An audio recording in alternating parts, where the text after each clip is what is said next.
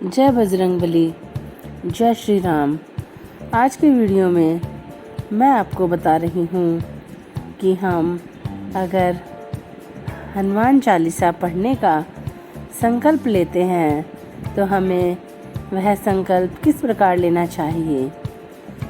अगर हम हनुमान चालीसा पढ़ने का संकल्प लेते हैं तो सर्वप्रथम हमें एक चौकी लगाकर बजरंगबली की जो मूर्ति है या फोटो है उसको चावल का आसन देकर स्थापित करना चाहिए। भगवान श्री राम की फ़ोटो भी स्थापित करनी चाहिए। गणपति जी को भी विराजमान करना चाहिए। फिर हमें एक लोटा लेना चाहिए। तांबे का लोटा ले सकते हैं, हम स्टील का लोटा ले सकते हैं या कलश भी ले सकते हैं। फिर उसके अंदर हमें एक सिक्का और एक लौंग, एक सुपारी डालनी चाहिए और लोटे को ढककर रख देना चाहिए। फिर हमें एक लोटा और लेना चाहिए या एक गिलास लेना चाहिए। इसके अंदर भी हमें पानी डालना चाहिए। फिर हमें एक लाल रंग का आसन स्वयं के लिए बिछाना चाहिए। लाल रंग का आसन बिछाकर हम उस पर बैठकर जो हमारा संकल्पित लोटा है उससे हम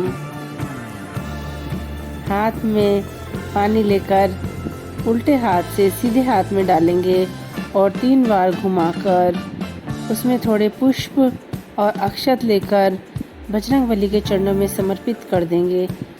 और इससे पहले हमें गणेश जी की भी पूजा करनी होगी और गणेश जी को भी हमें रोली मोली अक्षत से पूजन करने के पश्चात गणेश जी से भी हमें प्रार्थना करनी होगी कि हे गणपति बप्पा, हमारे सभी विघ्न हरना और मैं हनुमान चालीसा पढ़ने का यह जो संकल्प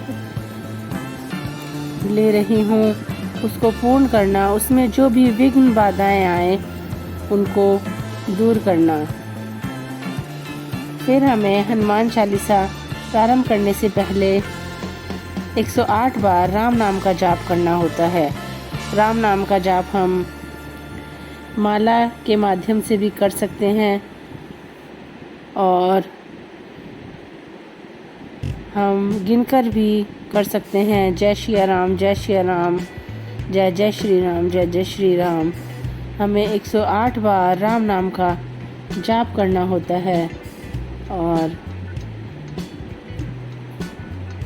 जाप करने के पश्चात फिर हमें हनुमान चालीसा पढ़नी प्रारंभ करनी होती है। हम हनुमान चालीसा को दिन में 3 बार भी पढ़ सकते हैं और हम हनुमान चालीसा को 1 बार भी पढ़ सकते हैं।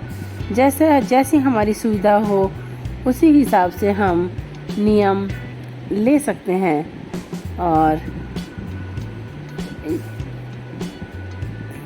अधिकतर हमें हनुमान चालीसा का पाठ प्रदोष काल में ही करना चाहिए। कहते हैं बजरंगबली पूरे दिन भगवान श्री राम की भक्ति में लीन रहते हैं और संध्या के समय वह अपने भक्तों की जल्दी सुनते हैं। और यह जो संकल्पित जल है इसे हमें ढककर ऐसे ही रखना चाहिए जब तक हमारे हनुमान चालीसा के जितने दिन का संकल्प हमने लिया है, 3 दिन 5 दिन, जब तक वह पूर्ण नहीं होता। और एक हमने जो दूसरा जल लिया है उस जल को हमें रोज़ाना किसी भी देव वृक्ष में चढ़ा देना चाहिए। हनुमान चालीसा का पाठ करने के पश्चात हमें हनुमान चालीसा का पाठ करते समय एक घी का दीपक भी जलाना चाहिए और हमें दक्षिणा भी रखनी चाहिए। कहते हैं जो दीपक होता है वह पूजा का साक्ष्य होता है, इसलिए हमें हनुमान चालीसा पढ़ते समय शुद्ध गाय के घी का दीपक भी जलाना चाहिए। और हमारी परेशानियां विपदा बहुत ज़्यादा बड़ी हो तो हम जो काला तिल होता है उसके काले तिल के तेल का दीपक भी जला सकते हैं। काले तिल का तेल होता है उसका दीपक भी बहुत ही शुभ होता है। और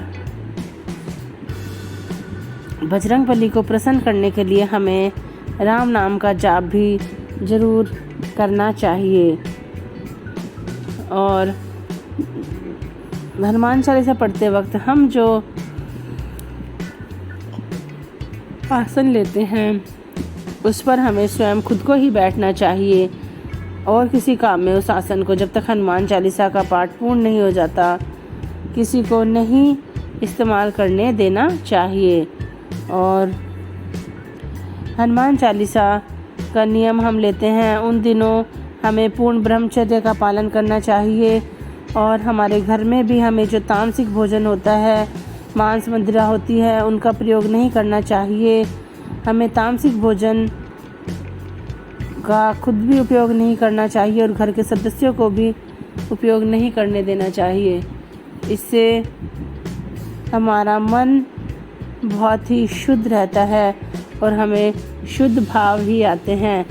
बजरंगबली की हनुमान चालीसा का पाठ हम करते हैं तो हमारी सभी मनोकामनाएं पूर्ण होती है और हमारे सभी कष्ट और दुख होते हैं उनका नाश होता है। हनुमान चालीसा का पाठ का जो नियम है वो हमें मंगलवार या शनिवार को ही लेना चाहिए। और हनुमान चालीसा का पाठ का हमारा संकल्प पूर्ण होने पर जो संकल्पित जल है, हम कहीं भी जाए तो हमें उसका सेवन करना चाहिए और पूरे घर में जो संकल्पित जल है उसको छिड़कना चाहिए।